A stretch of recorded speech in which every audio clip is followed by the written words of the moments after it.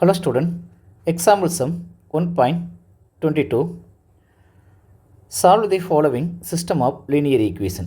Linear equation ஈக்குவேஷனாக தெரியும் ஈக்குவலுக்கு அந்த சைடு கான்ஸ்டன்ட் வேல்யூஸ் இருக்கணும். லீனியர் ஈக்குவேஷனாக ஒய் ஈக்குவல் எம்எக்ஸ் ப்ளஸ் சிங்கிற ஃபார்மெட்டில் இருக்கணும். அதாவது எக்ஸுடைய ஆர்டர் ஒன்றா இருக்கணும்.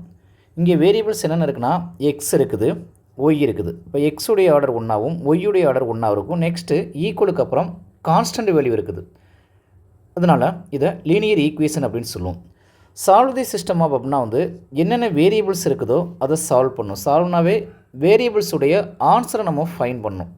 இங்கே இருக்கக்கூடிய வேரியபிள்ஸ் நமக்கு எக்ஸ் ஒய் மட்டும் இருக்குது. அப்போ எக்ஸ் ஒய்யுடைய வேல்யூவை மட்டும் நம்ம ஃபைன் பண்ணால் போதும். நெக்ஸ்ட்டு இதில் using matrix inversion method apply பண்ணி சால்வ் பண்ண சொல்லியிருக்காங்க.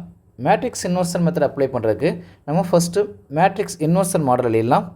5 2 3 2. Next x y variables. Next equal 3 5 பிங்கிற மேட்ரிக்ஸ். இது ஏயாவும் ஏ எக்ஸ் ஈக்குவல் பி. இப்போ x equal A inverse into B, A inverse into B. X equal A இன்வர்ஸ்க்கான formula 1 dividing by determinant A into adjoint ஏ.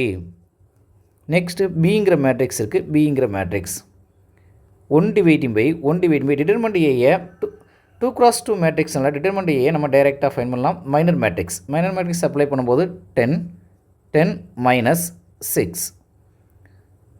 அஜாயின் மேட்ரிக்ஸை நம்ம 2x2 மேட்ரிக்ஸில் first diagonal மேட்ரிக்ஸை places மாற்றிடலாம். 2 5. செகண்ட் டைகனல் மேட்ரிக்ஸ் சிம்பிள்ஸ் மட்டும் கொடுத்துடலாம். -2 -3. பிங்கிற மேட்ரிக்ஸ் இருக்குது, பிங்கிற மேட்ரிக்ஸ் அப்படியே ரைட் பண்ணிடலாம். 3 5. இது ரோ அண்டு காலம் வைஸாக நம்ம மல்டிப்ளை பண்ணும்போது நமக்கு கிடைக்கக்கூடிய ஆன்சர் ரோ அண்டு காலம் வைஸாக மல்டிப்ளை பண்ணும்போது இந்த சைடு எக்ஸ் இருக்குது.